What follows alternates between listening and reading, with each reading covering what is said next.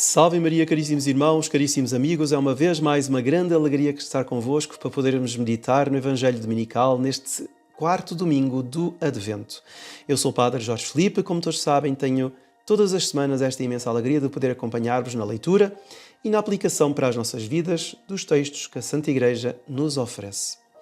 Bom, e neste quarto domingo do Advento estamos já a um passo da quadra natalícia e, a bem dizer, podemos afirmar que o próprio Advento já, de alguma forma, participa desta quadra natalícia.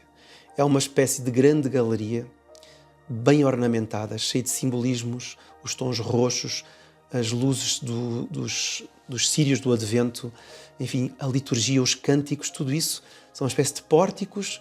Cada domingo é um pórtico que nos faz entrar na luz cristalina, límpida, enfim, altaneira, que é a luz do Natal, o nascimento do Salvador. E a forciori este quarto domingo, no qual já estamos praticamente a entrar no tempo de Natal, praticamente a 24 de dezembro. O que eu quero hoje também salientar é que, dado que estamos no último domingo do Advento, é natural que tudo, já até a própria natureza, nos convide a pensarmos e vivermos interiormente e até exteriormente o Natal. Vejam que a temperatura vai se tornando cada vez mais fria, talvez até neves em algumas partes. Estamos sobretudo, claro, no hemisfério norte. Depois as névoas matinais, as névoas vespertinas, os fogaréus que saem das chaminés das casas onde se queimam as lenhas para aquecer os lares. Depois as luzes, os enfeites, os adereços de Natal nas nossas cidades, que oxalá sejam bonitos e alusivos ao próprio Natal, enfim, nem sempre assim o são. Mas tudo isto já nos prepara para o tempo do Natal, tempo magnífico do nascimento do Salvador. E, portanto, nós, neste quarto domingo, estamos como que a um ápice de tempo de Advento e, portanto, a liturgia de hoje vai-nos salientar a figura principal, vamos dizer assim, do tempo do Advento. São João Batista é, sem dúvida, mas mais do que ele. É o meio pelo qual Jesus quis vir ao mundo. Se ela não existisse, será que ele tinha vindo ao mundo? Não sabemos. Mas Deus quis que ela existisse. E foi a própria Mãe de Deus, é a Nossa Senhora. E, portanto, o Evangelho de hoje, o último domingo do Advento, fala-nos de Nossa Senhora e de duas características da alma da Nossa Senhora: a fé e também a caridade. Vejam só o seguinte, São Tomás de Aquino vai dizer que a caridade é a forma da fé. O que é que significa isto? O Evangelho vai-nos falar sobre a visita de Nossa Senhora a Santa Isabel. Foi um ato de caridade para com a sua prima. E São Tomás diz-nos que a caridade é a forma da fé. Claro, o ato de fé ordena-se ao objeto da vontade. E qual é o objeto do ato de fé? É o bem supremo, é Deus. Isso é muito claro. Mas a caridade é a forma da fé, no sentido em que ela torna o ato de fé perfeito e bem formado. Ou seja, não basta a pessoa ter a fé, mas tem de pôr essa fé em prática, em obras, em caridade, e então o ato de fé torna-se perfeito. E é o que acontece com a Nossa Senhora. Nós ouvimos há poucos dias atrás o anjo a anunciar, já em liturgias anteriores, Ave cheia de graça, o Senhor está contigo. E Nossa Senhora, então, soube que iria conceber do Espírito Santo. E ao mesmo tempo o anjo Gabriel, o arcanjo Gabriel, para corroborar as palavras que dizia, afirma, dá uma prova de que a sua parenta Isabel estava também para ser mãe e aquele já era o 6º mês daquela a quem chamavam estéril. Então, o anjo anuncia a Nossa Senhora que a sua prima, Isabel, que vivia a cerca de 130 km de distância, no meio das montanhas, estava também para dar à luz em pouco tempo, que já estava há 6 meses grávida. Bom, e então o Evangelho de hoje vai colocar, é um Evangelho muito conhecido, é o momento em que Maria, diz o início do Evangelho, se pôs a caminho e dirigiu-se apressadamente para a montanha em direção a uma cidade de Judá. Entrou em casa de Zacarias e saudou Isabel. Bom, este Evangelho é conhecidíssimo, mas aqui nós podemos ver não só a fé, mas a caridade de Nossa Senhora. A caridade e a fé de Nossa Senhora são duas virtudes, como todos nós supostamente temos pelo batismo, claro. e devemos praticá-las. As virtudes não estão em nós assim como que estagnadas na nossa alma. As virtudes têm de ser praticadas para poderem crescer. E, portanto, nós, batizados, que temos a virtude da fé e da caridade, se juntarmos todas as nossas virtudes, de todos os batizados, inclusive de todos os santos que existem e que existiram ao longo da história, nós não teremos as virtudes que teve Nossa Senhora. Porque ela foi, digamos, a mais bela pérola, a mais bela pedra preciosa que Deus criou. Aliás, ela é nova arca da aliança. As virtudes nela são arquetípicas, são prínceps, são fulgurantes. E, portanto, o que Nossa Senhora faz aqui neste Evangelho é colocar em prática a fé que ela tinha, esquecendo-se de si mesma e correndo apressadamente 130 km, ou seja, cerca de 30 horas de caminhada, montada talvez certamente num burrinho, caminhada até pelo meio das montanhas até à sua prima Santa Isabel. E Santa Isabel vai exultar, e é a antífona do Evangelho deste domingo: de onde me é dado que venha ter comigo a mãe do meu Senhor? É verdade. Ela, Santa Isabel, intuindo, tendo um feeling, quando viu Nossa Senhora de que ali estava a mãe do Redentor, que era prima. Quantas vezes os primos têm inveja uns dos outros? Quantas vezes os primos se comparam uns aos outros? Quantas vezes os primos, em vez de se amarem, de se apoiarem, enfim, de se aconselharem, têm certas rivalidades? Aqui não. São almas santas, e Santa Isabel, que estava para ser a mãe de um grande homem, do precursor, olha para Nossa Senhora, bem mais nova do que ela, e diz: de onde me é dado que venha ter comigo a mãe do meu Senhor? Todos nós também nos devíamos perguntar: como nos foi dado a nós que Nossa Senhora tenha vindo ter connosco? Como é que ela veio ter connosco? Sim, veio ter connosco porque ela foi-nos dada como mãe nossa. Na cruz, Nosso Senhor entregou-nos Nossa Senhora. Nós também nos podíamos perguntar: de onde me é dado que venha ter comigo a mãe do meu Senhor?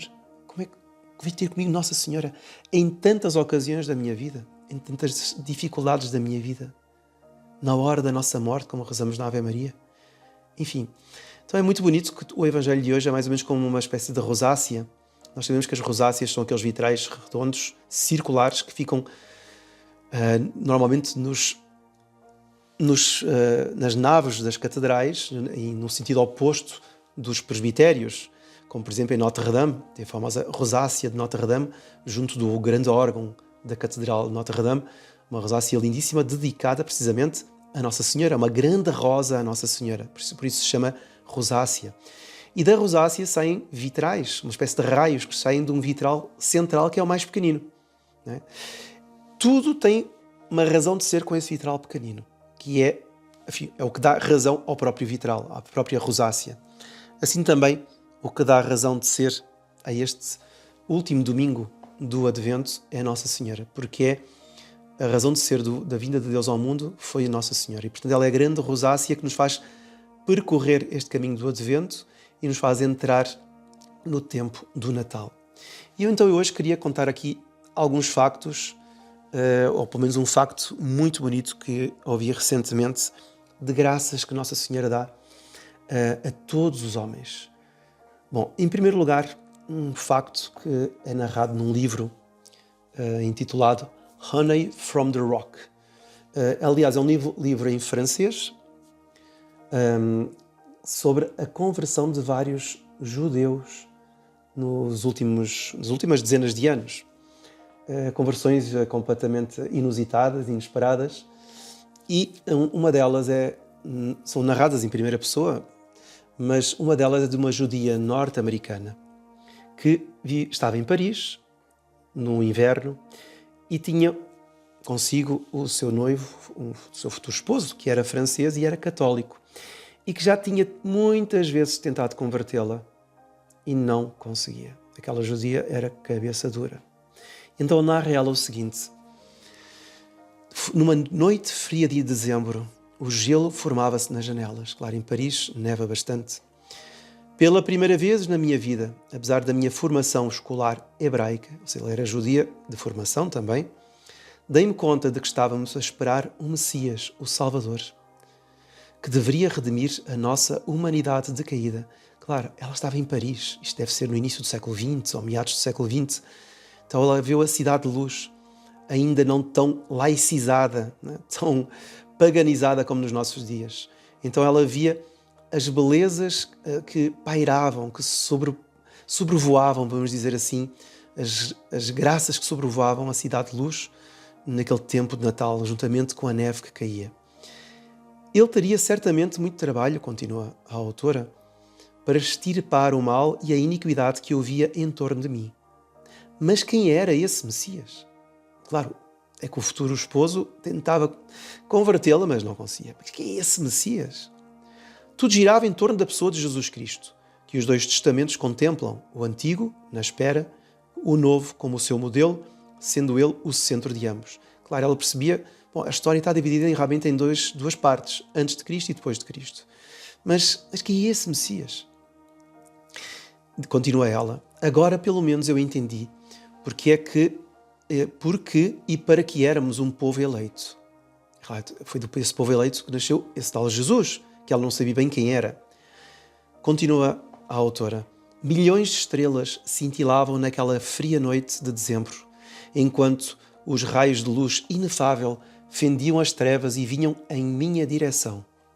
Uma emoção insustentável alargou o meu coração e as lágrimas jorraram para aliviar aquela verdade enternecedora e incandescente. Vejam o contraste que ela faz, digamos, esse exagero de contraste que ela coloca nas palavras. Uma verdade enternecedora que é eterna e que torna a pessoa mais meiga e ao mesmo tempo incandescente, que faz acender uma chama no coração. Em meio a uma torrente de claridade repentina, algo dentro de mim sussurrava e dizia e mostrava: Jesus Cristo é Deus, Jesus Cristo é Deus. Então ela ouviu com uma voz interior e dizer: Jesus Cristo é Deus. 5 minutos depois, continua ela, eu era outra pessoa. Agora eu era outra.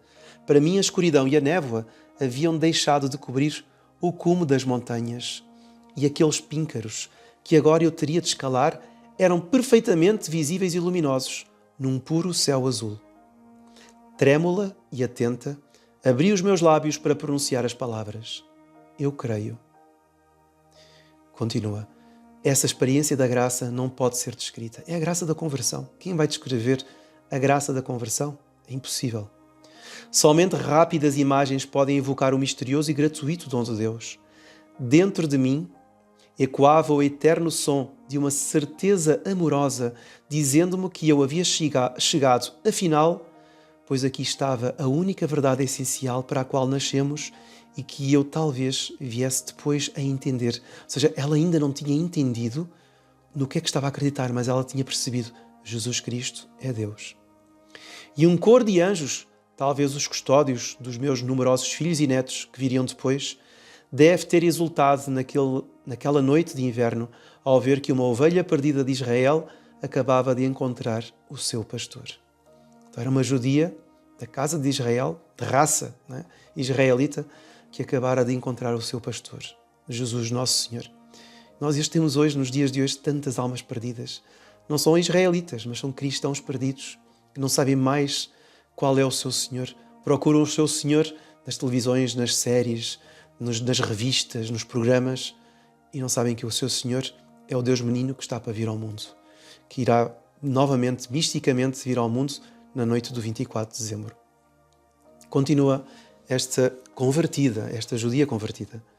No dia seguinte, eu estava convencida de que não havia sonhado nem imaginado aquilo, pois a mesma doce certeza continuava habitando em mim.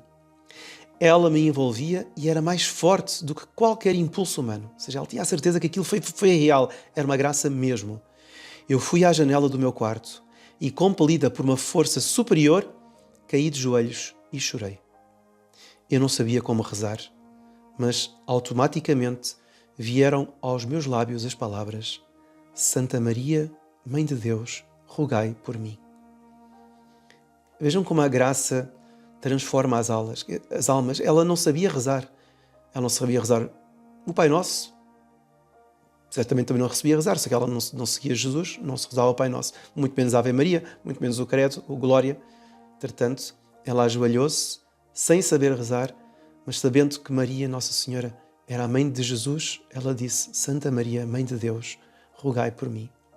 Estava feita uma conversão, uma alma que se convertia. Tão extraordinária esta conversão desta judia. E quantas almas nos tempos atuais estão à espera, estão ansiosas de uma graça de conversão, ou estão perdidas, e Deus vai atrás delas todos os natais, dando graças para se converterem ou para voltarem à sua casa, de onde a qual há dias, ou há meses, ou até há muitos anos saíram. Então, neste quarto domingo do Advento, em que as leituras inclusivamente nos falam desta beleza do Natal, porque a primeira leitura nos dá a certeza de que Jesus veio nascer em Belém, como diz o profeta Miqueias. Ele nascerá em Belém de Judá. E, portanto, é uma aldeiazinha que não é a mais pequena das cidades da Judeia. Porquê? Porque dela nascerá o Príncipe da Paz.